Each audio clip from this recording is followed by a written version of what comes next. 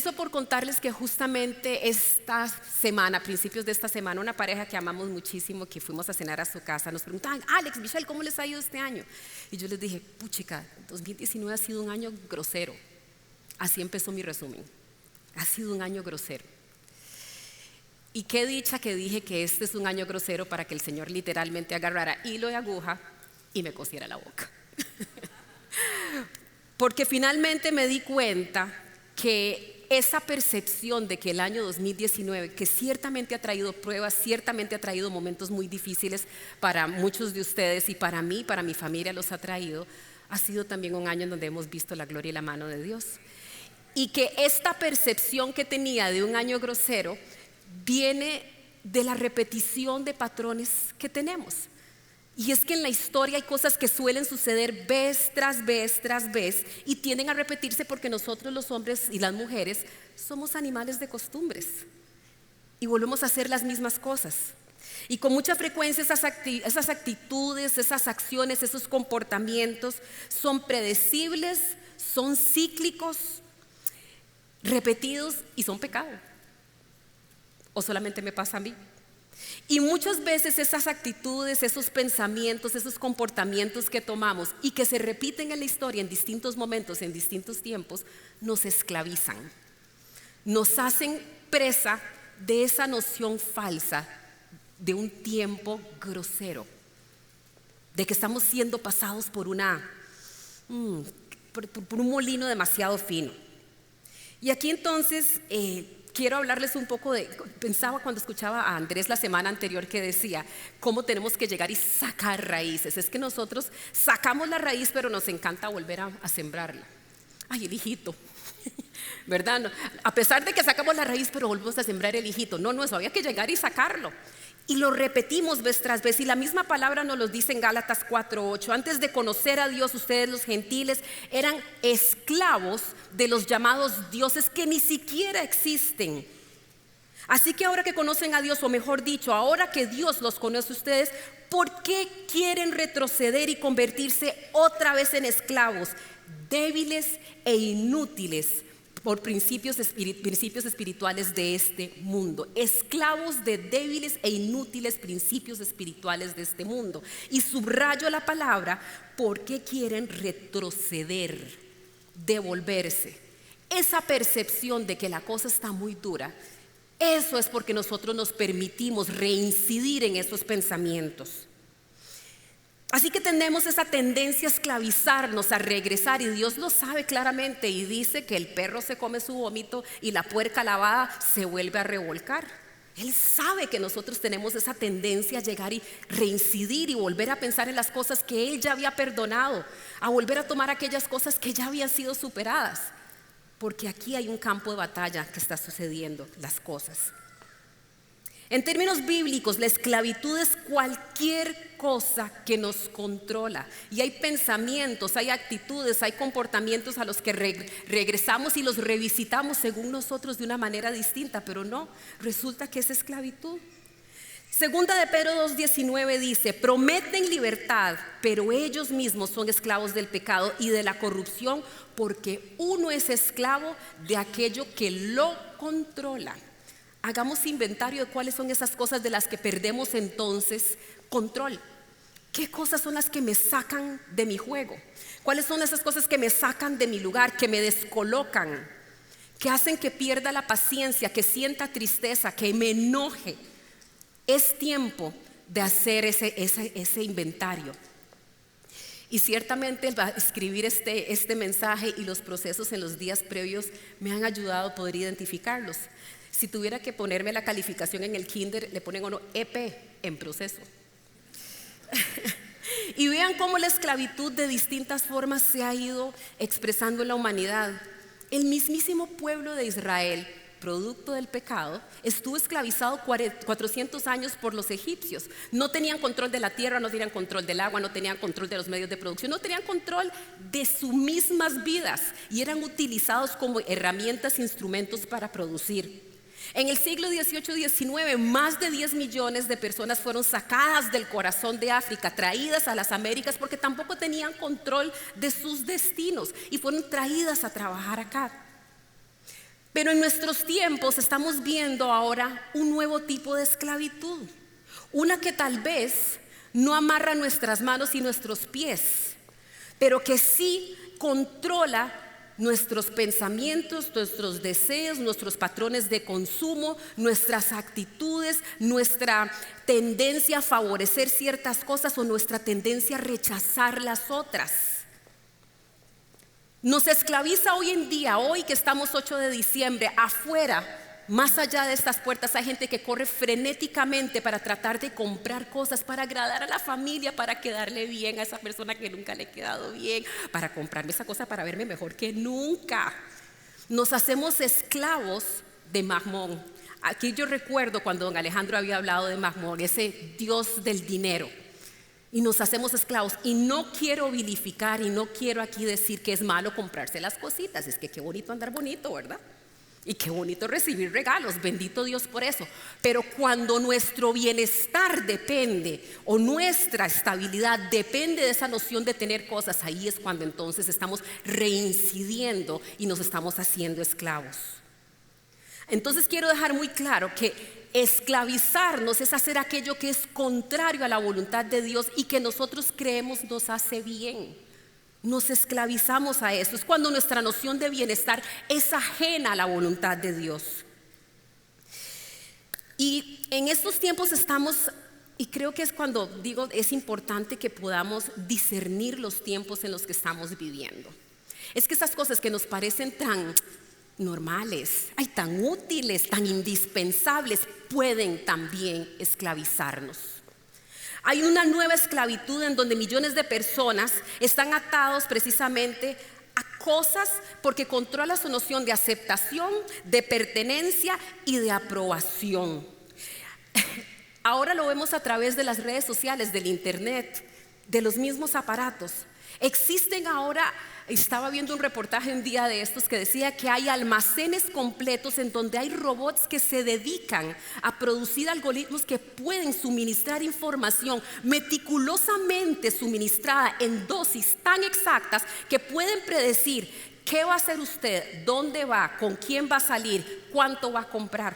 Saben eso porque usted deja huellas digitales en sus interacciones en este mundo. El dueño de esa información suelta dosis para poder tener control de esto que decíamos que era el campo de batalla, porque sabe que el corazón del hombre es engañoso. Como lo dice precisamente Jeremías 17, engañoso es el corazón más que todas las cosas y perverso, ¿quién lo conocerá? Yo Jehová que escudriño la mente, que pruebo el corazón para dar a cada uno según su camino, según el fruto de sus obras. Así que esos estímulos que estamos recibiendo a través del acceso a esa información es precisamente para sembrar lo que habíamos desarraigado. Vean qué increíble. Muchas veces volvemos a sembrar aquello que entonces se había desarraigado. Y son hijitos, es que resulta que también es eco.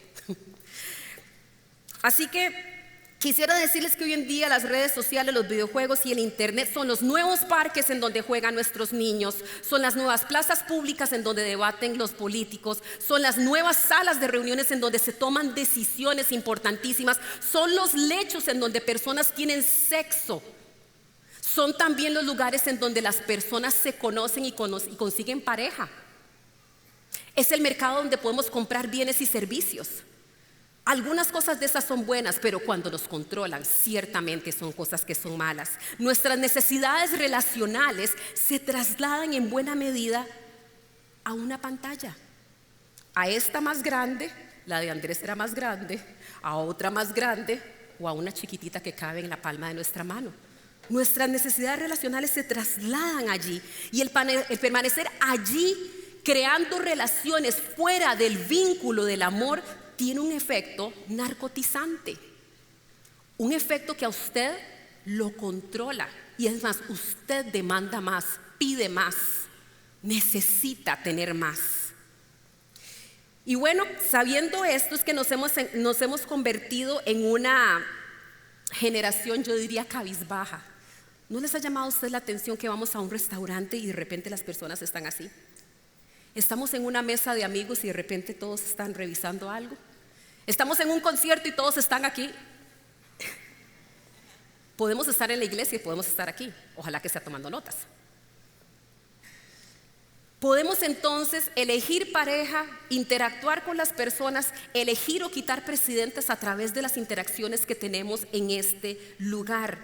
Una generación es cabizbaja cuando un esposo o una esposa, un novio, una novia deja de verle los ojos a su pareja para decirle cuánto la ama, para más bien estar vigilando cuáles son sus movimientos, saber a dónde estuvo, a qué horas llegó, con quién estuvo y saber si vio o no el mensaje, si lo dejó en visto, decía Alex en un mensaje hace algunas semanas. Nos convertimos en una generación cabizbaja que dejó de hablar con franqueza y maquilla la realidad para poder obtener aceptación a través de likes. O dígame si ustedes no han publicado cosas y no dicen, ay, 15 minutos después, ay, mira, ya tengo 5 likes. Y 20 minutos después, ay, mira, tengo 37. Y una hora después tengo 186. Ay, qué lindo. Todo el mundo le encantó cuando llegué y fui a tal lugar. Es una forma de conseguir aceptación. Y no está mal estar allí. El tema es cuando ya creamos esa necesidad. Nos convertimos en una generación cabizbaja cuando dejamos de desarrollar el vínculo perfecto del amor y la fidelidad para entregarnos al estímulo visual hipersexualizante de la pornografía que deforma esa belleza que Dios creó de la celebración del amor en la sexualidad. Y de repente tenemos generaciones que están saliendo al mundo creyendo que las personas que están allí son nada más un objeto para placer y para mi placer. Eso es lo que nos están haciendo creer. Y más aún, estamos entregando a nuestros propios niños una tablet, un teléfono para mantenerlos tranquilos. El chilindrín del siglo XXI. ¿Qué tal?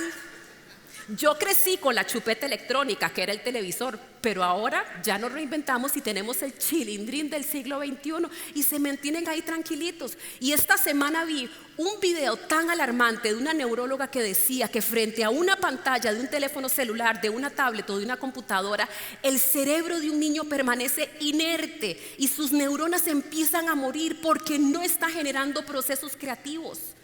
Las neuronas no hacen sinapsis, no se unen para poder crear cosas, porque su rol es pasivo. Así sea con los juegos educativos. Yo mamá le compré juegos educativos a mis hijos de computadora y yo misma se los ponía pensando que estaba haciendo bien. Sin embargo, el vehículo tiene ese efecto. Fue la forma en la que esta industria fue creciendo y ahora se lo entregamos a los niños. Y decía ella que es el equivalente a un shot de heroína. Nosotros, padres de familia, cuando queremos calmar a nuestros hijos, estamos drogándolos, creando dependencias desde este momento, desde tempranas edades. Vean qué difícil y vean qué delicado el admitir entonces que estamos convirtiéndonos en una generación cabizbaja, porque el mundo decidió hundir su mirada en una pantalla y zambullirse allí en lugar de levantar los ojos al cielo y reconocer quién es Dios. Elegimos estar en una pantalla para llegar y pelear y tener discusiones. Yo las tengo todos los días en Twitter. ¿Qué tal?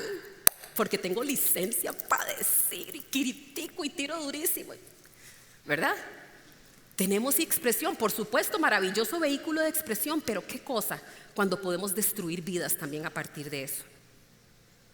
Así que tenemos un sentido de propósito, certeza, estatus, aceptación, calma y paz artificial desde estos elementos digitales, que nuevamente no son malos.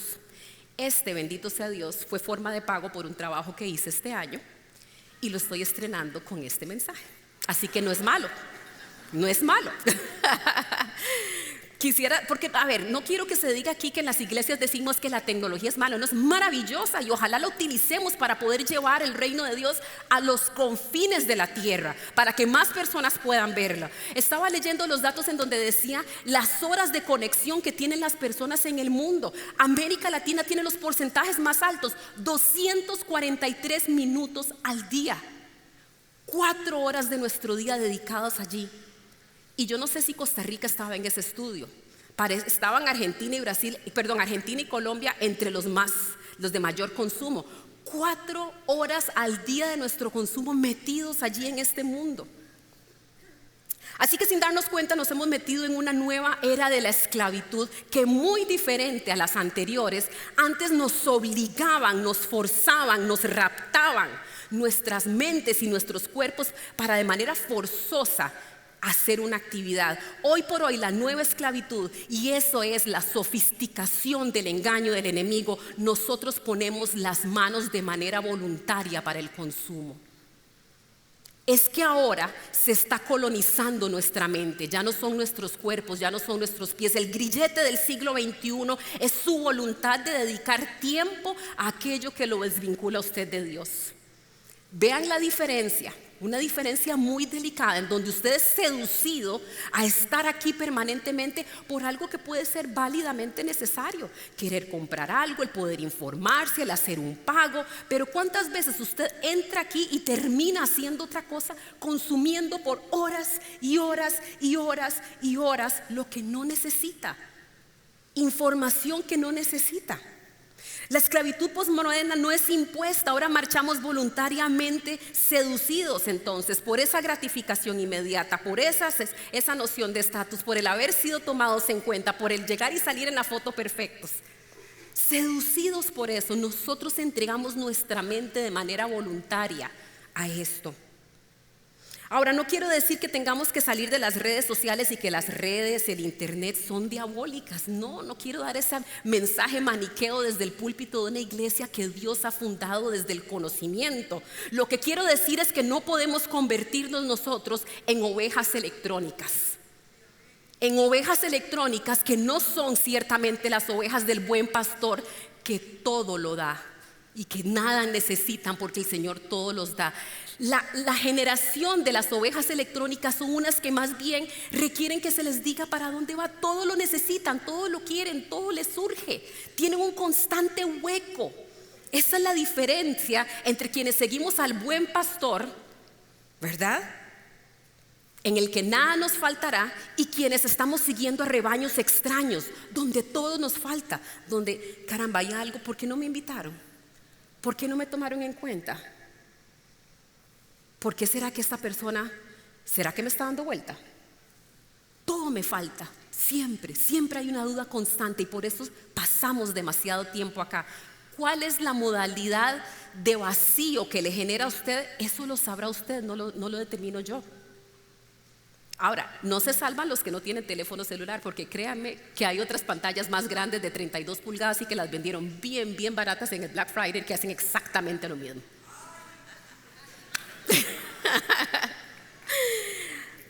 Y bueno, cuando digo que pertenecemos a rebaños extraños, también con una pareja que amamos muchísimo, un día de estos les contaba yo que este año me he sentido particularmente sola.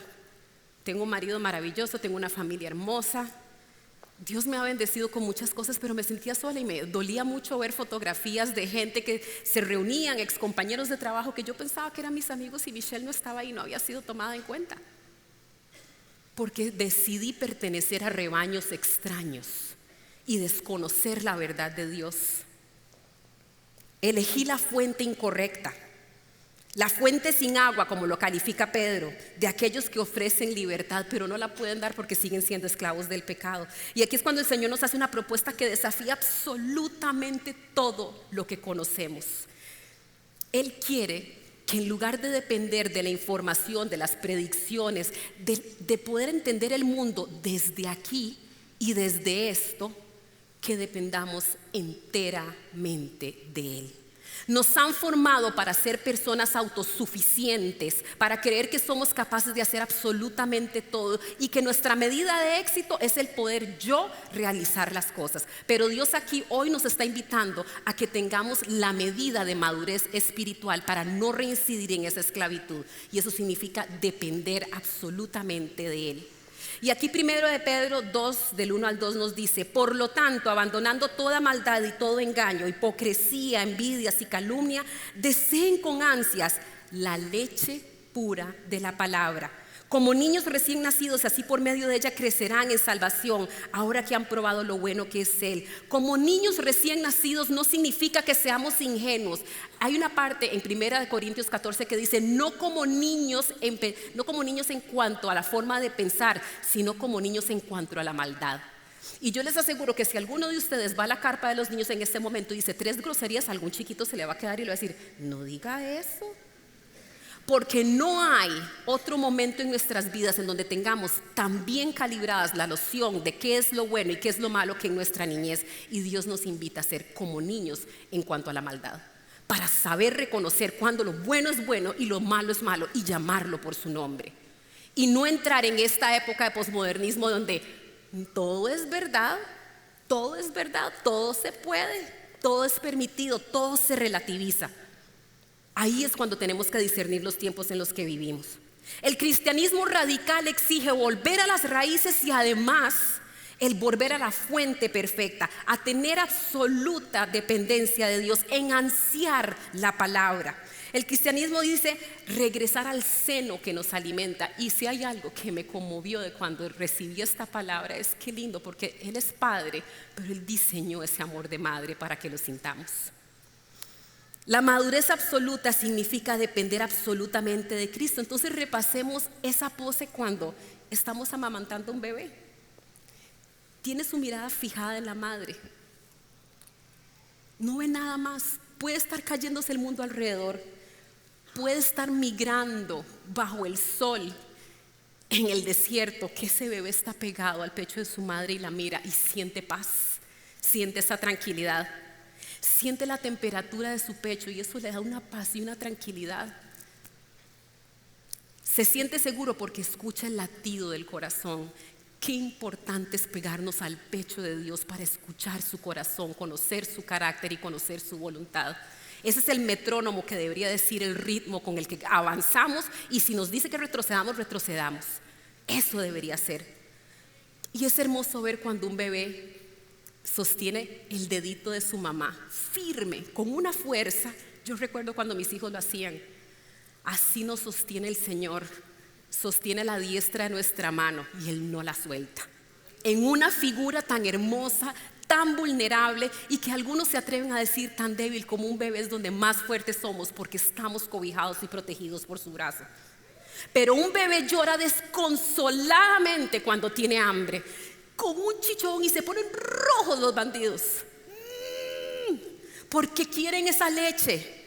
Y la palabra dice, deseen con ansias la palabra pura.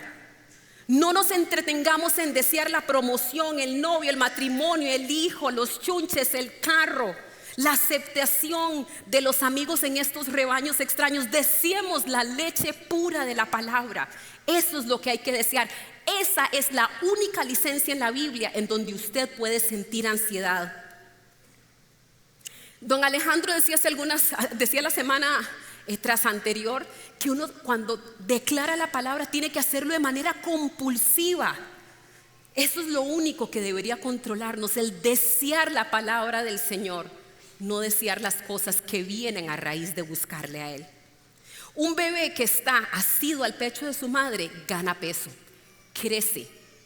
¿Será que estamos escuálidos nosotros porque no estamos teniendo la suficiente exposición de la palabra? Este año tuvimos un año maravilloso porque nos llevó a las raíces, nos recordó cuáles son los fundamentos del Evangelio. Y concluimos no por casualidad, y no por casualidad en diciembre, hablando de la palabra, la fuente absoluta y más importante. Ganamos peso, forma las estructuras que nos dan marco, que nos ayudan a avanzar. ¿Qué significa eso? Los huesos y los dientes cuando nosotros tomamos la leche materna.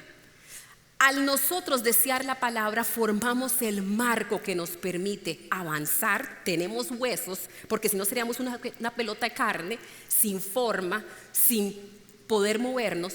Cuando bebemos la leche de la palabra tenemos estructura, tenemos hueso, avanzamos y Dios nos da dirección. He ahí la gran diferencia, de allí a ser nada más la pelota inerte de carne. Y el vínculo materno es la fuente más impresionante de reafirmación, física y emocional. para no volver a pasar por esas ideas de qué año más grosero, la gente no se acuerda de mí. Jesucristo no quiere que nosotros nos separemos de Él. Aquinela decía, Cristo ya se separó del Padre y sufrió ese dolor tan grande. Cristo no quiere que nosotros nos separemos de Él, y por eso dice que alcemos los ojos y que estemos pegados a Él, pegados a la fuente. Y eso significa elegir ver las pruebas desde la esperanza. Eso significa sentir protección en medio del peligro. Eso significa que Dios me adopta como amigo. Ansiar la palabra, ansiar, desear con ansias la palabra, no es vea, pruébela a ver si le gusta.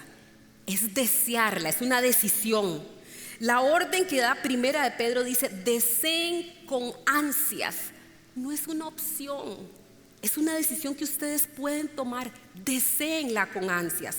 De lo contrario es el reservarnos esto de volver a caer vez tras vez tras vez y entregar nosotros de manera voluntaria nuestra voluntad a terceros o a cosas que no agradan al Señor. Sin embargo, el ser dependientes de Cristo absolutamente tiene una condición muy importante, y es el abandonar toda maldad, todo engaño, toda hipocresía, toda envidia y toda calumnia.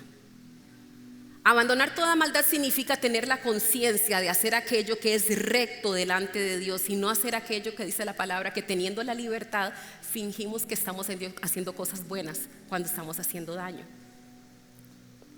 Significa abandonar el engaño de ser autosuficientes, porque esos son los estándares nuestros. El engaño de crecer en nuestras fuerzas, el engaño de supuestamente tener un marco, porque esto es limitado y es finito. Es abandonar mis conexiones, mis patas, mi conocimiento, mi alcance, mi red de contactos. Eso es el engaño que el mundo nos quiere dar. Abandonar toda hipocresía significa dejar ese maquillaje superficial con el que estamos pintando nuestras vidas y con el que queremos agradar a las personas.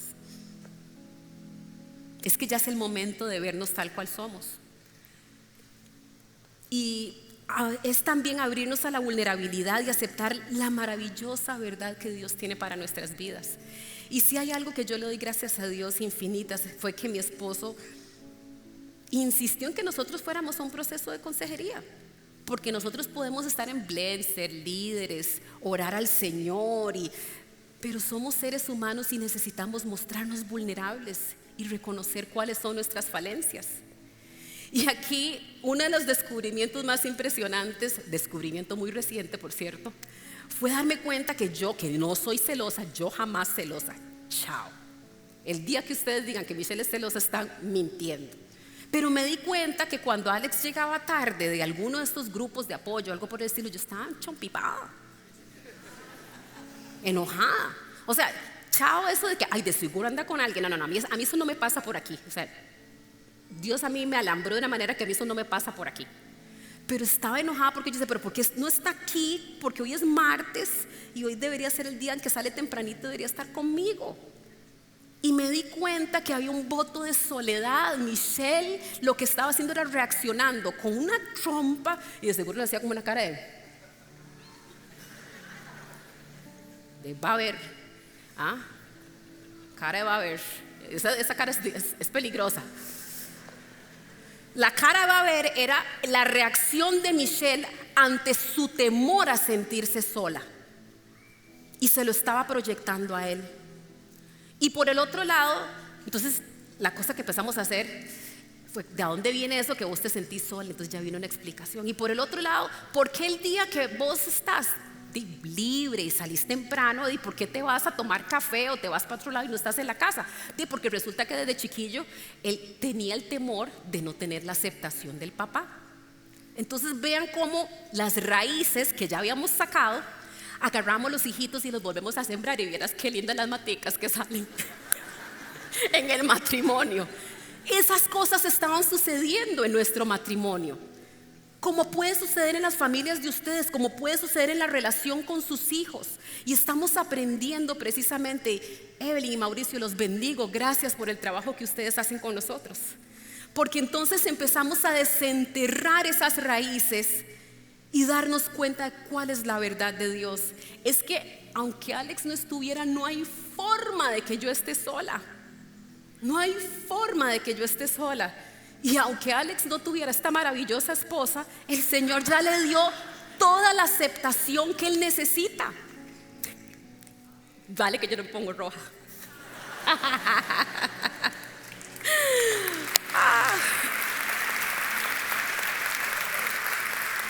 Y vean qué hermoso, porque les decía, este ha sido un año duro, en donde hemos sentido pruebas fuertes. Y tal vez una de las cosas que también me ha pegado duro es reconocer que amigos entrañables, yo no tengo sino una de mi propia cosecha y que no vive en este país. La mayor parte de los amigos, y que quiero mucho, son amigos que han llegado a través de mi relación con Alex, y los bendigo y los quiero muchísimo y han traído mucho valor a mi vida. Pero me dio una tristeza saber, ay Señor, no tengo mis amigos, y me sentía sola, esclava nuevamente de esa noción de sentirme vacía. Y cuando visitaba esto y veía las actividades de los otros y ver que yo no era parte de, me detonaba esa soledad.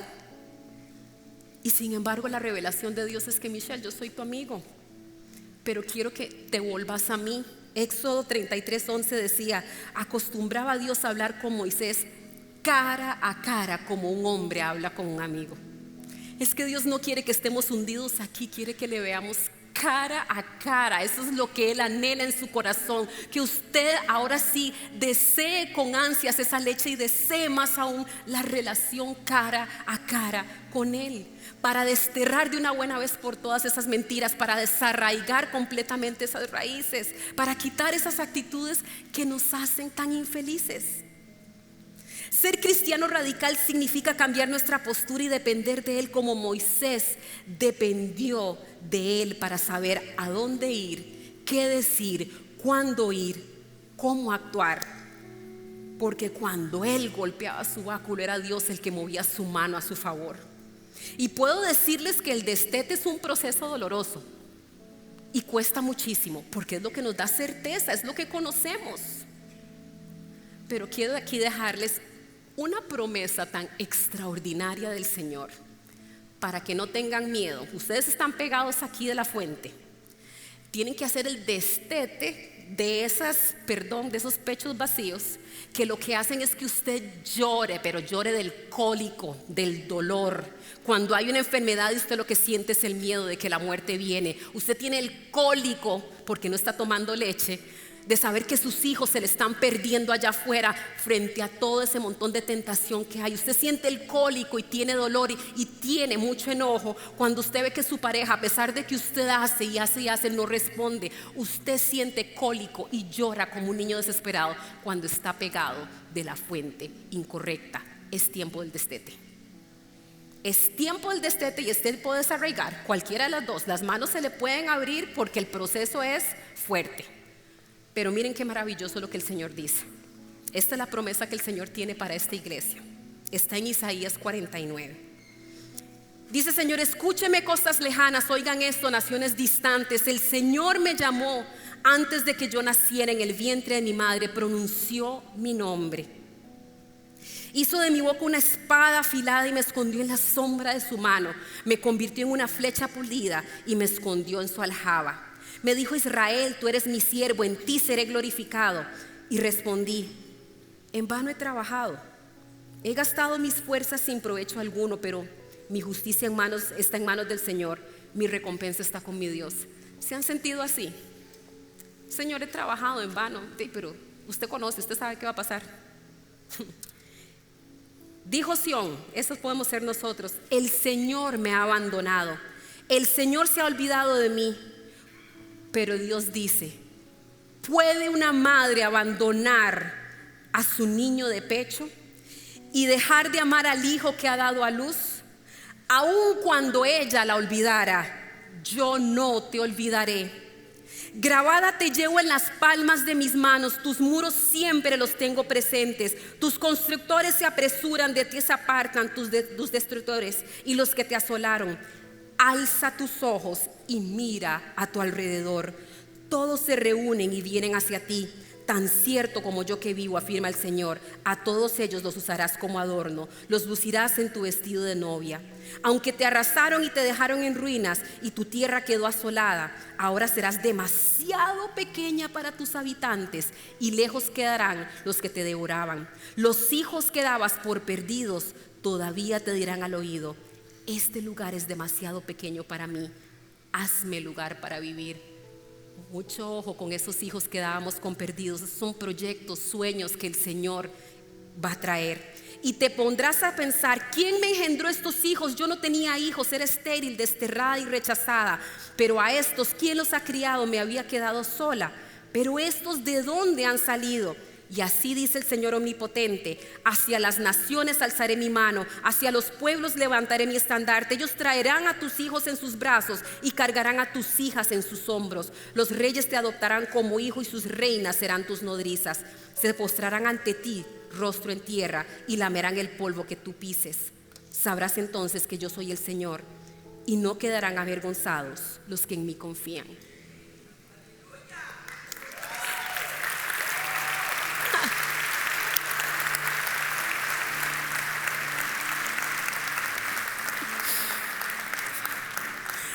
Qué increíble cuando tomamos la radical decisión de beber de la fuente verdadera. De la fuente verdadera que dice: no importa que te hayan dejado abandonado, yo no te olvido. Y cuando dice que esos hijos vendrán y que vienen tus hijas alzadas en hombros, esos son los proyectos que el mundo nos ha hecho pensar. Porque la crisis, porque no hay dinero, porque no hay trabajo, porque no calzo, porque no tengo el conocimiento, porque no he logrado terminar los estudios, porque no he encontrado esa pareja que me haga sentir. Esos son los hijos que Dios trae a su encuentro, los proyectos que Él está trayendo. Él los está engendrando donde no había posibilidad. Esos son los hijos que vienen. Vean qué maravillosa promesa. Y esas promesas vienen de los lugares más inesperados. De la desgracia misma va a venir tu favor. De la prueba misma va a venir tu fortaleza. De la enfermedad va a venir tu testimonio. Es impresionante lo que el Señor va a traer en este año. Así que no deseen esas cosas. Busquen primero el reino de Dios y su justicia, su palabra. Deseenla con ansias. Que parezcamos loquitos ansiando la palabra de Dios. Entonces no esperemos esas cosas. Por años yo he estado: Señor, pero ¿cuándo las cuentas van a estar bien ya para hacer las cosas? Eso no es lo que tengo que esperar con ansias. Tengo que esperar sabiendo que mi fuente va a proveer en el tiempo perfecto, con la mirada fijada en Él y con mi mano sosteniendo la diestra de su justicia.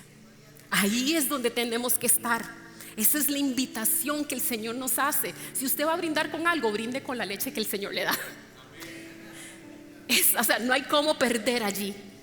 Y quisiera terminar diciéndoles que el Señor, y eso me lo decía Mauricio la semana pasada, esta semana, que viene el 2020, el año de la visión perfecta de Dios. No hay forma. No hay forma. No hay forma de permanecer igual. Se puede caer todo, que caigan los montes a nuestro alrededor, que nos critiquen, que nos avergüencen, que nos separen, que nos dejen aparte, que perdamos todo, que el Señor ha dicho que Él nunca olvidará a sus hijos. Y yo quisiera poder orar por ustedes, porque no sé cuál es su posición en cuanto a esto. Las dudas nuestras pueden tener variedad de formas, pero quisiera que nos pusiéramos en pie y oráramos unos instantes.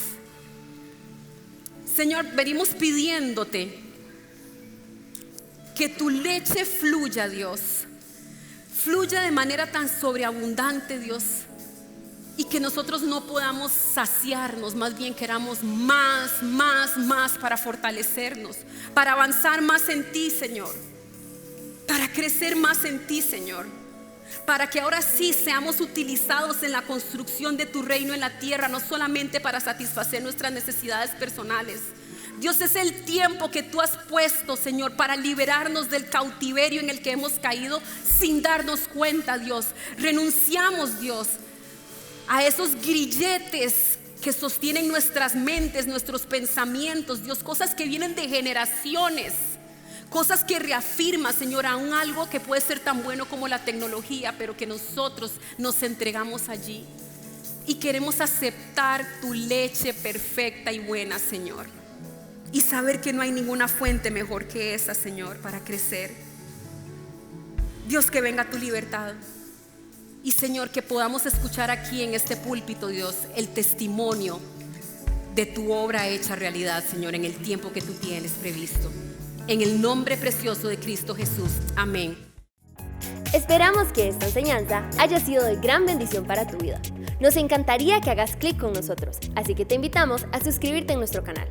Además, si tu vida ha sido impactada a través de la Como, nos gustaría muchísimo que nos escribas un mensaje privado a través de nuestras redes sociales. Nos vemos en la Como.